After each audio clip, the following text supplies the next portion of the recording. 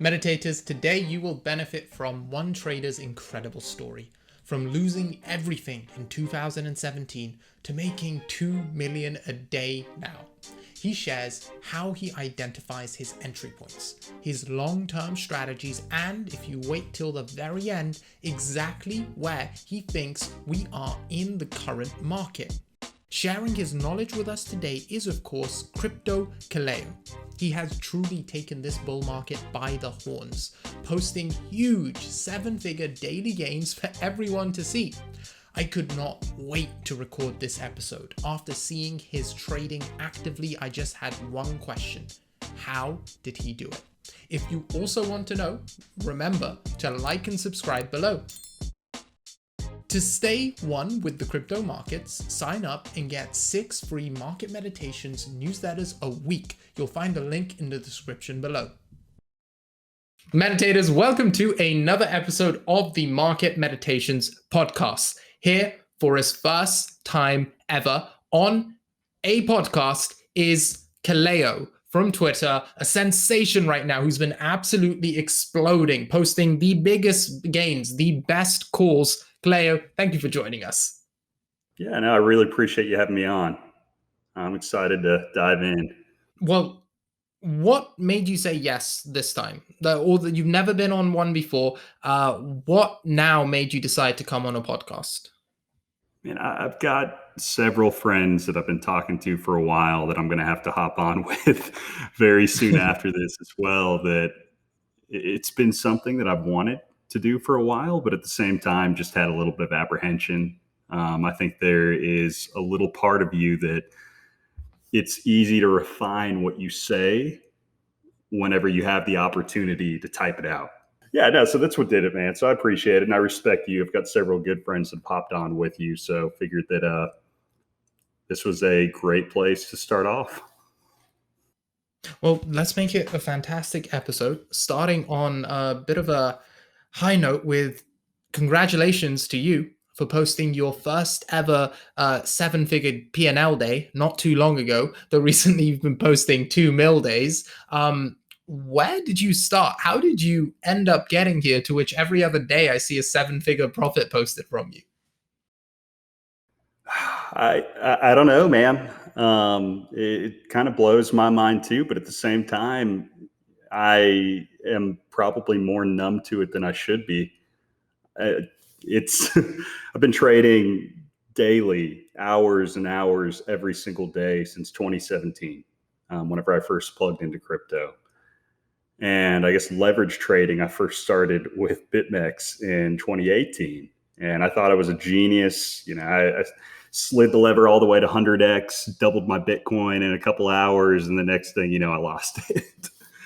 So long story short, there were ups and downs throughout those years. 2019, I rode a really big high where, you know, I made close to 100 BTC and ended up losing it as well. But back then, you know, 100 BTC was nowhere near the value of what it is right now.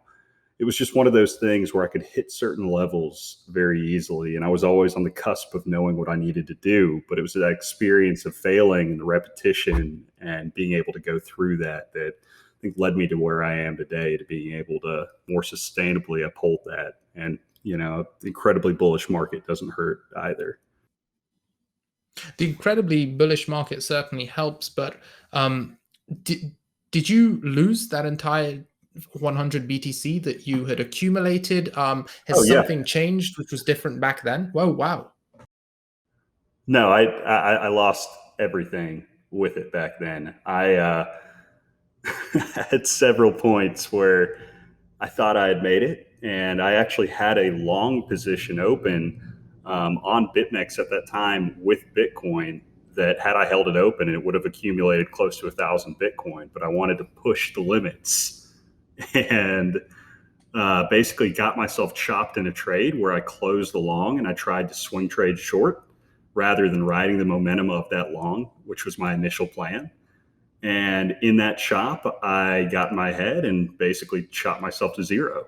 So it was a matter of at that point in time, I had a well-paying job, and you know, I was like, okay, I can fund this, do it again, whatever. And later on, it wasn't the exact same. And I want to be completely transparent with that right from the beginning, just with the fact that people see these gains and they see the opportunity that's out there and they think that it's something that's handed to them on a silver platter when they start, and it's not. It takes time and it takes failure to be able to succeed. And at least with the way that my style, and I would not recommend my style to anybody because, when I started off and now, I've learned to manage it. I don't use near the leverage or anything else that I used to use. I'm a lot more conservative with it. Know when to cut, know when to add, etc. But it's not an easy game, man. I really appreciate, and I know the listeners will too, that transparency, because it'd be so easy for you to come on here and talk about how well you're doing right now and how much money you're making right now and how great everything is. But to start right off the bat with 100 BTC loss and how difficult the journey was back then, I really respect that. And I'm sure, I'm wondering, why was it not working back then? What was different?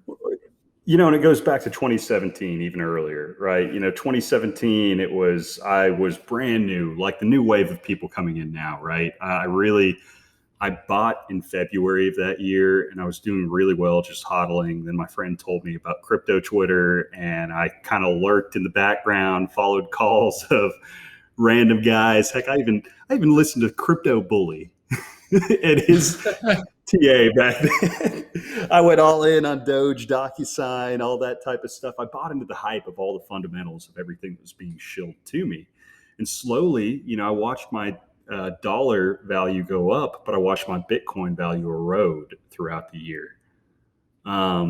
So that's where I found myself, in 2018 with the BitMEX thing, where I started off and I was like, well, I guess leverage, I can make it back with that. Because I felt the FOMO of what I had missed out. And I was like, man, had I known about leverage this whole time, I would have been fine. I would have been killing it. There's no way I would be in the position I'm in now.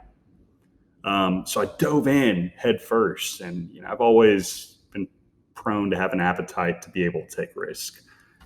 And I did it. And next thing you know, like I said, I lost it. So then each paycheck that I got, everything that I could put toward it, I would put toward it. And I would do it basically twice a month. I would just dive in and I would do it over and over again. And, occasionally I'd have a couple months streak where I'd do well and then lose it. And then, repeat the process. And eventually 2019, I worked with a company where, like I said, I was making good money and I could have stayed with them, but they were doing redundancies. I chose to take a severance package where I got a year and a half's worth of salary, was able to pay everything off, and then just rode that high right as that wave in 2019 started. So I was able to multiply my money, felt like, everything was on easy mode at that point. Up until, like I said, I kind of went full tilt and, it's all a mental game at that point. So what made you go full tilt? What you said, like something shifts, but what specifically makes you go full tilt? What takes it from that win to the lose? So in that scenario, I got overconfident and I assumed that it would be easy to nail it. I was like, okay, every single level that I want to hit has hit the way I've wanted to hit it. So as Bitcoin went up with that big spike from 4K to 5K, I was like, okay, well, I've got this long and I know the calculated P&L that it could make if everything plays out the way I want it to, if I just sit on my hands and do nothing. But I wanted more. So that's where I was like, I can double that if I swing short and then re-long using that. And it's just that greed mentality that got to me back then. So next thing you know, I think I was where a lot of the people are right now that are probably listening to this, that, you felt like you were on the sidelines. Bitcoin did what you knew it was going to do for years and what you preached to people for years. And you took the shit from everybody that this wasn't going to be it. You were never going to make it, that you were crazy for doing it in the first place. You finally felt vindicated and it was ripped away. So emotionally, that's tough. It's draining mentally, physically. And you get in this headspace where you don't really want to talk about it. You kind of just tuck away for a little bit. And my thing was, though, I always knew I had the potential. I knew I had what it take. It was just a matter of, could I control my hunger, my greed for what it was? And not just that, but be able to stick to the plan. Not, if I have an off day, be able to walk away from the screen and close out my positions rather than be in something 24/7. So, it eventually, kind of led to further on, I guess, that thread that I shared on Twitter, which, I'll kind of pause here, see if you have any questions about what I brought up so far, because I know I've talked about a lot. Well, you really have talked about a lot. And my biggest takeaway was that it sounds like you've always been pretty good at the technical side. You've known the right levels. You've known where to enter. You've had a good read on the market. And the only issue I really seem to see is psychology, because I'm sure you understood risk management as well and what it would take to get liquidated, but the greed kicked in and caused you to go in that direction. So I'm just diving in and trying to find out what shifted, what's changed. Is this time different? Is this just the greed paying off in a bull market, or have you done something different this time? I think that it started off as the greed paying off in the bull market. And I think I've transitioned to being able to make it where it wasn't, because basically, long story short, Karush, what happened with where I was, I don't know exactly what you call the whole philosophy for, you can do it long, slow, and steady, which is, I think, the best way to do it, right? Careful risk management, diving in, slowly accumulate, slowly build your wealth. Or you can be different. And being different has a cost. Being different is finding that edge. And that cost for me was, I think, years of just struggles with that ups and downs, right? With where I was. But understanding long-term exactly what it would take to get where I was. And now what I've done, I have shifted that strategy to where, okay, rather than doing it slow and steady at the very beginning, like I said, I was kind of going all in, where I was like, okay, I can do a huge multiple here, ease off on the risk, do another multiple, and then slowly ease off the risk until basically you're playing with spot. And that is more the path that I've approached it with right now, rather than before. I think I got in the mindset where it was full risk, full amount of the time. Kaleo, I definitely understand where you're coming from with regards to, there are two approaches. There's the build wealth slow approach, and then there's a more risky one. And the build wealth slow works more reliably, but there is something to be said about concentrating risk and targeting those more controlled returns while setting an end goal. I think with concentrated risk, you either need to send that end goal of a monetary target, or gradually reduce that risk as time goes on. How are you reducing that risk now that you're much closer to, or maybe at, where you want to be? Oh, I mean, it's an easy strategy. Basically, at the very beginning, when I first started off, trying to rebuild this wealth, when I was going out there and I was literally knocking on doors, trying to sell windows to people to be able to generate some type of income in the middle of the pandemic, I was taking, and I literally would only get paid $600 per window or per house that sold.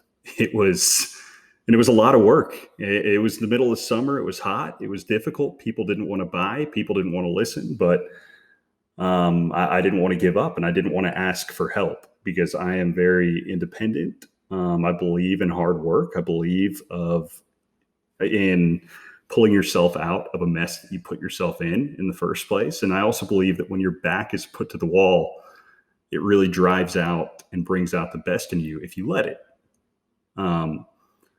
So I ended up, taking that money, and I would basically just try to YOLO 100 exit right when it started. So basically look for just a prime entry opportunity and be able to nail it. And then once you hit 100x swing up, a momentum move, take that out and then basically downplay it to, okay, now I'm doing 20x. And by 20x, basically you would have to nail 1 or 2 20x's in a row. And then from there, you can start to ease it down to 5, 4, 3, 2. So that was kind of my strategy going through this, because I knew I didn't have the capital at that point in time to be able to appreciate the returns of what was happening the way that I wanted to. And, it was the same type of boat as where I was before, but I was more confident in my abilities this time around. I knew where I was, I knew what I could do, and I had several swings in the process. And it was just a matter of, believing and continue to believe throughout the course of that failure that success was achievable. So, yeah. 2 questions I want to follow up with, because 2 very interesting points there. Firstly, how do you identify these prime entries? Was it one specific strategy you were using? Were there multiple? How did you learn that strategy? Man, I've got no textbook trend identification, technical analysis, teaching, whatever. It is basically all from Google, Twitter, and my personal experience for what works and what doesn't. So identifying high time frame moves, where the type of fractals I look at, I do not believe that a fractal is an end all be all, but I do believe that it is a mirror of what could potentially happen in the market, the same way that any other indicators can potentially do that without trying to stretch it. So I would look for high time frame setups that I believed had the potential for impulse moves as in breaking out of a long multi-year resistance type range that didn't have the opportunity to necessarily have that major pullback. And basically just try to time that. And I had a surprisingly successful rate at being able to identify and be able to go through that. I always have. So that's why I had the confidence that I could do it and that I would be able to do it again, that it was just one of those matters of actually seeing it through to reality and being able to pivot, like I said before. It sounds like a very intuitive trading style, where you use a culmination of different pieces of information and your experience behind the charts, plus that emotional pain and euphoria you felt in the trenches yourself to formulate your trading decisions. But how does someone build that? Do you think it's something someone has or doesn't have, or is it just? I think it's innate. I think it's innate. You have it or you don't.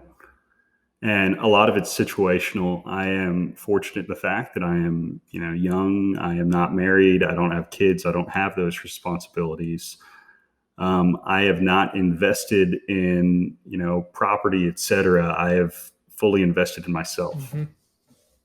And understanding what that would possibly mean in the process of getting to where I wanted to be. How do I invest in myself? In what is your definition of investing in yourself? And investing in yourself is believing what nobody else believes is possible. To do something crazy, you have to be a little bit crazy. And you have to be prepared for both sides of success and failure, understanding that failure is part of the process. I think a good analogy would be back whenever I was in college. I went on a ski trip with some buddies, and I'd never been skiing before. Took the lift up to the top of the mountain. I was like, well, should I spend a day on lessons or something like that? Do I need it? And they're like, oh no, you don't want to do that. Like the lessons, like you won't need it. We'll get up there and we'll show you, right, how it's done, and you'll be fine. So Get up to the top of the mountain. Immediately, they all race each other to the bottom. So I'm stuck at the top of the mountain. I've never skied before.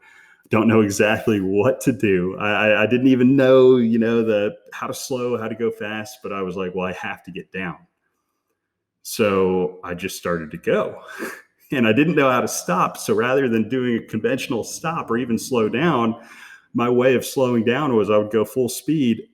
And once I was going too fast and I noticed something was coming up, I would literally roll out of it. So I did that until I looked and saw what other people were doing and realized, okay, this is what you do. So in the process, yeah, that first day it was awful, trying to figure that out. But by the second day, I was leaps and bounds above where I would have been had I just done the conventional, go through the class, go on the bunny slopes, do this and that. And, I was doing the black diamonds by like day number 3, which I don't think I ever would have even had the confidence, because the way that my friends set me up for was I wasn't afraid to fall at that point anymore. I was going through it and I was going down full speed. And I could do that, and I could go at those fast speeds, and I could race my friends that have been doing it for years down the mountain because I wasn't afraid to fall. Just straight into the deep end right off the bat. And exactly. And that's one of those things, like I said, that I think is a little bit innate, that not everybody necessarily is built that way. And that's fine. Everybody has to be able to understand who they are, what their character is, and to be able to kind of hone in on what your strength is, leverage that and utilize that. I think that's kind of betting on yourself, is understanding what your strength is, not adapting to somebody else's, but leveraging it.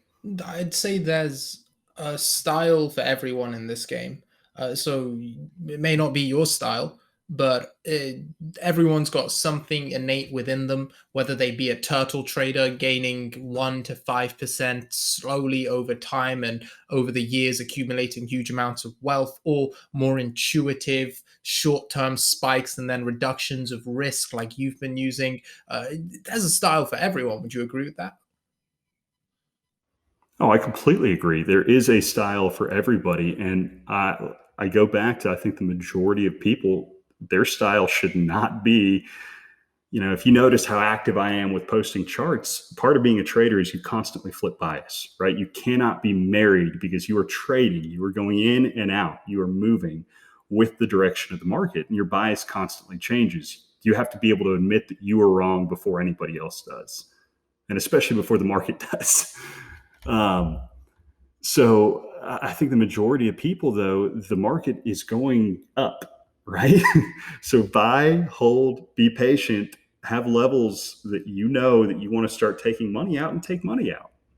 Are you taking any money out right now? Because, like I said, I'm seeing $2 million days back to back. Are you taking any profits? Is this just going to continue to go up? What is the plan now, Kaleo? I am I am de-risking and working on what I can do to take that capital out, and it is a process. It's a bit of a process at $9,000 a day. Wait, 9 grand a day. It's going to take you a while, buddy. Yeah, so I might have a perpetual income fixed. So we'll see. But you're working toward plans with that. Yeah. So, Any interesting plans? no, they're more just vague ideas that I need to dive into and see and go from there. But for now, I'm content with, what I have and what I'm doing, and trying to, it sounds terrible, but my goal with this isn't necessarily the money. My selfish goal is, part of just proving that I see myself as one of the best. So being one of the best and being reflected on a leaderboard or something else with that, just to say that I can trade with anybody, any institution, anything else without the same background. It's possible. That hunger and drive is amazing, and I love that you've also translated that and taken it into your huge generous donations to the FTX Foundation. Is that part of what motivates that as well? Yeah, no, I love, I think giving back is 100% vital. and it should be something that everybody does, and it should be everybody's drives. What we have here is fleeting. It's not going to be something that lasts forever. And that is part of the knowledge and the security that I have, I guess, in being able to lose whatever and not lose my mind, is that the money doesn't define me. The success doesn't define me. So being able to, once again, leverage that, I think is important. It's almost like a tool to create what seems to be a psychological iron fortress you've managed to build over these last 4 years, and essential to an intuitive style of training. Now, intuitively, if you could go back to the start, 2017, where this all began, what would you tell yourself? One piece of advice you would tell yourself, which you think would accelerate the time it takes for you to get exactly where you are here today?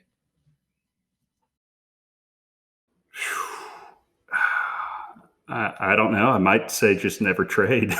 To be honest, I think I would tell myself never to do it.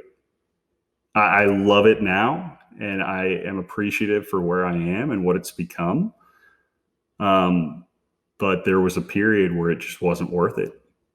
It would have been worth it to just sit, buy, hold, be patient.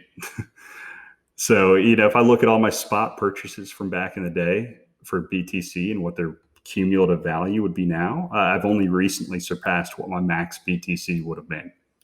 I was not expecting that answer. Yes. But I mean, cost average entry was low, right?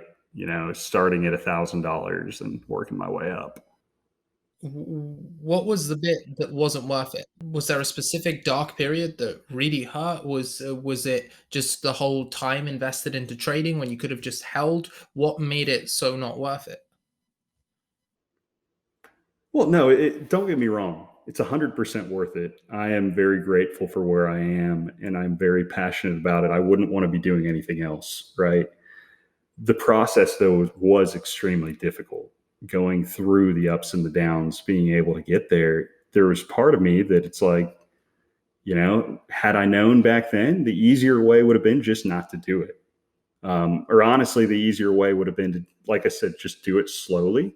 And I think that slow accumulation of wealth also would have led to other opportunities as well that, who knows, maybe I may have missed out on along the way, because of that style. So it's opened up new doors, but other doors were probably closed in the process. I love the balanced view you have to most of what's being asked. It's very pensive. You fought all this through and put a lot of deliberate effort into these decisions that you've made. Now, it's interesting how, when it comes to the future and where this is all going, there's a lot of reflection on the past, but not a lot of clear direction as to where you're trying to go to next. With that in mind, you've had days where you've now lost 1.3 million, which obviously you've made a lot more. But does that still have an emotional impact and a emotional pain or burden or difficulty? I guess it took me years, but I learned to become numb. And I think that's part of it also with trading large sums, is you can't become emotionally invested, because if you are, that's what happened to me in the earlier years. And I think those emotions were part of what drove the poor decisions. I would let those emotions affect me and, revenge trade to try to get it back. Right. Whereas being able to look at it, eclectically, taking a step back and saying, okay, like restarting where I am now, this is what I have. This is what I can do with what I have rather than what I had. That makes a lot of sense. And to circle back to trading and the current market, do you focus mainly on Bitcoin? I see you posting a lot of exchange tokens. I know you've got a heavy FTT position. You you've been trading TRX a lot recently. Do you have a preference, Bitcoin or altcoins, or what's your strategy there? And once again, as far as trading is concerned, I am agnostic to fundamentals, which once again is not necessarily the, I think, best approach for many people. because fundamentals are going to be what drives home that long-term return, that safety net. And the only real, there are only a few that I would say fundamentally to invest and hold. Bitcoin, Ethereum. I could go down mainly those two. I felt there was one more coming, but you held back. I'd have to think about it. I don't know yet. We'll see if it pops up. But I mean, outside of that, I think a lot is very speculative and frothy, and there are opportunities where maybe investing a smaller percentage of your portfolio and diversifying across several is the way to go for that. But the majority of your portfolio for your buy and hold should be Bitcoin and Ethereum, in my opinion. So do you have long-term strategies as well? Are you diversifying your wealth away from trading into long-term portfolio management? Is that something you're actively doing? Yeah, so I mean, that taking money off, being able to just basically build up cold storage with Bitcoin, Ethereum, and I've got I'd say the only other one, actually, here's what I was going to say. The only other one that I have a good amount of is FTT as far as spot. Those are my three largest spot holdings. So, are you planning on holding the FTT? That's more of a long-term play. I see it as more of a long-term play. I look at the exchange, the direction of it, and it is the first exchange that I feel very confident in as far as their direction of sustainability. And I think investing in that sustainability is important. And I think that they will continue to find utility for that. When you look at the utility of what Binance did with BSC, for instance, recently, that wasn't something that people necessarily saw coming, right? No. And I wouldn't be surprised, even with Sol and Serum, et cetera, out there, if FTT does continue to grow those use cases and utilizations outside of basically just staking and buy and burn rewards in the future. So I'm very interested in seeing how Sam ends up developing that one. But I'm also similarly, for slightly different reasons, bullish on FTT and the platform exchange itself. And they just bought a stadium. And what are they? Sorry? I said, and what are they? I'm curious what your thoughts on that one are. I'd agree with you that the platform is pretty amazing, but given the amount I think the team is investing into, like building up Solana and Serum, is primarily a project by that team, one of their most ambitious ones. I think I read a report on it, the most ambitious project in the world, given the size of market they're trying to go for. So I would predict that they're not going to try add those use cases to compete with those into FTT, but I could be completely wrong. So yeah, I guess those would be my reasons, which would be slightly different. I don't think it's going to have further utility, but I do believe FTX is going to continue to grow, and it may have different non-competing utilities that could absolutely make it grow in value. Oh, 100% agree. Then where I'd go to next would be outside of crypto. So we know you like BTC and Ethereum primarily. You've built yourself a FTT position. Where are you going to outside of crypto now? Are you even diversifying at all away from this space? Oh, 110% yes. I don't know if you've kept up with me prior, but I am very active with stock market and options as well. Okay. So I have been for a couple of years with that also. So, and once again, as of recently, shifted my strategy to more of,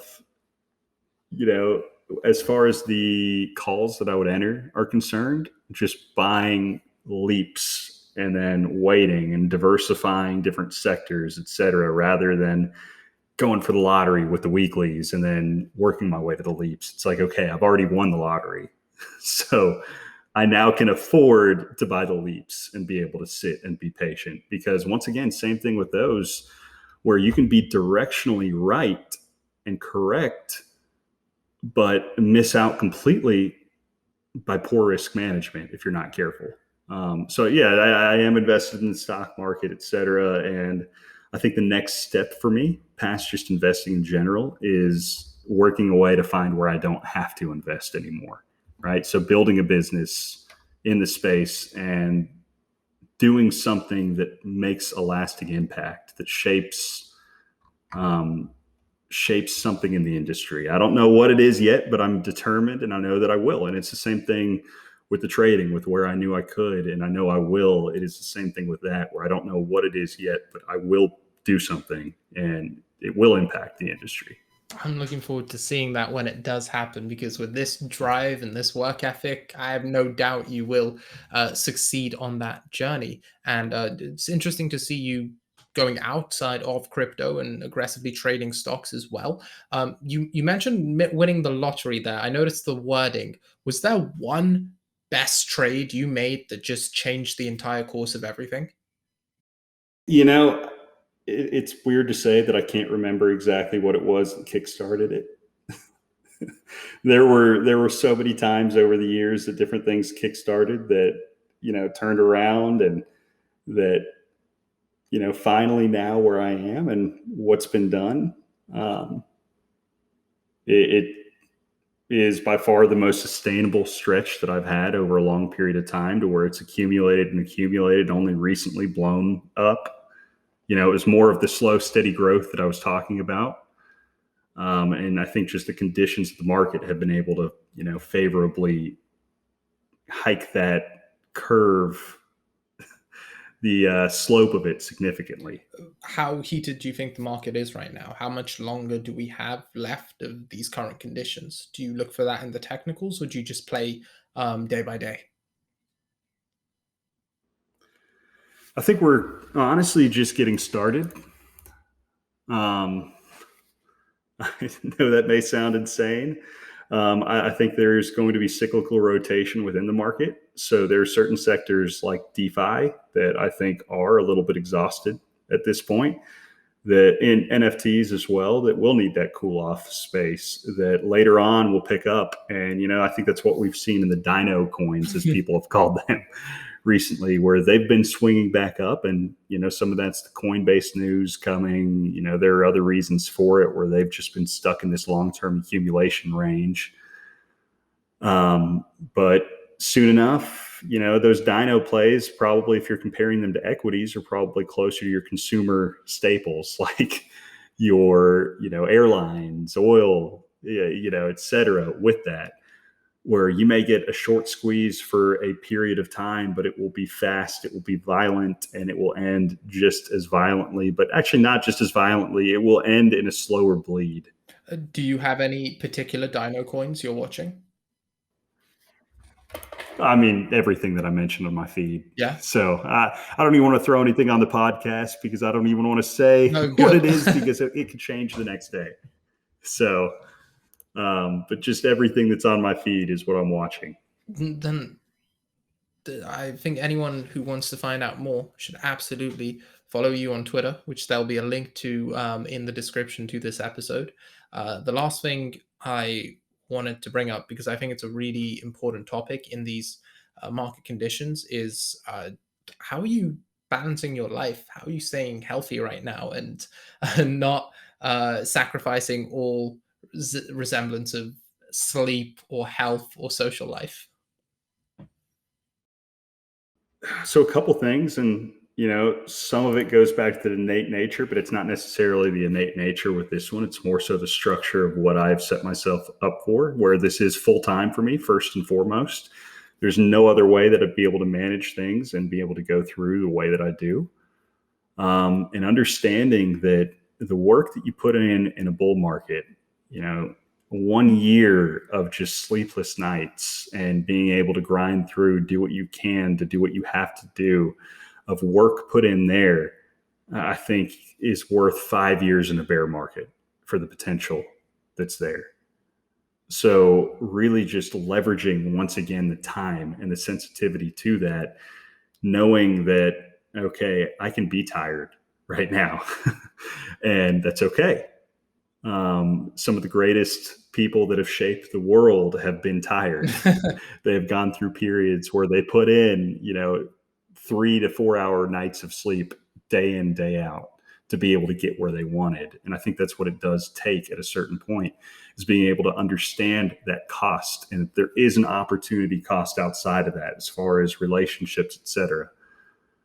And still being able to try to focus on that, but understanding at the same time that, to be able to fully leverage what you're trying to do with this, that you need to be able to put in the time and make some of those sacrifices for that period to be able to have the rest of the time past that what you want it to be.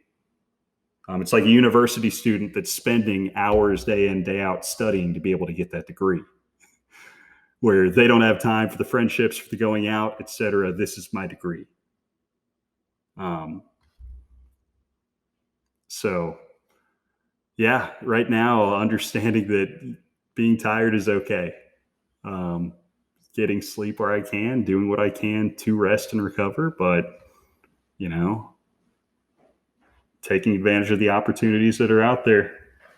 You certainly seem to be driven by a love of the game, accomplishing things, building things, and that seems to have, at least at this point in your life, a higher priority when it comes to things like, not being tired or getting a little bit more sleep, spending a bit more time with relationships and loved ones. And I really respect that. I think that sort of ambition is and sacrifice is required to achieve the levels of greatness which you are setting yourself out for. And I'm looking forward to seeing the rest of your journey, Kaleo. Is there anything you'd like to leave our listeners with before we close off this episode? Let me think. The biggest thing, again, is at the end of the day, I want to talk to the people that are going through that struggle, the period that I went through, and the people that are doing well. If you're doing well, de-risk, take some off the table, have some of that foresight to be able to understand that this won't last forever. Though I do think it will last till the end of the year. You just never know. And for the people that are struggling, it's, you can make it out of any situation that you find yourself in if you are willing to put in the work and if you are willing to believe in yourself. There is nothing whatsoever out there that is beyond your ability to work your way out of it. And talk to people. That was the other biggest thing that I didn't bring up earlier. The most difficult thing for me when I found myself in this mess was having those conversations with friends and with family and letting them know I am not what I have built this image of myself to be, with the successful, 6-figure salary job. And I enjoyed athletics, etc. That is not, who I am at this moment, right? Like, I have put myself in this situation, and understanding that your friends and your family will love you on the other side of it, right? But the easiest way to take that weight and that burden off your shoulders is being transparent. And you never know who you're going to help in the process by doing that. I think you're helping a lot of people, Kaleo, and will do with this episode. I appreciate your transparency and openness for every single question that was thrown your way, some of which is probably difficult to share. Thanks for your time. Meditators, that's it for another incredible episode, if I may say so myself, of Market Meditations. That's all from us. Kaleo had an absolutely amazing story showing that anything is possible with hard work, patience, and a true belief in yourself. He has managed to capitalize hugely on the exchange coin narrative, something that we have been covering for months in the Market Meditations newsletter. To access this, all you have to do is sign up at 𝐏𝐨𝐬𝐧 𝐎𝐿.substack.com.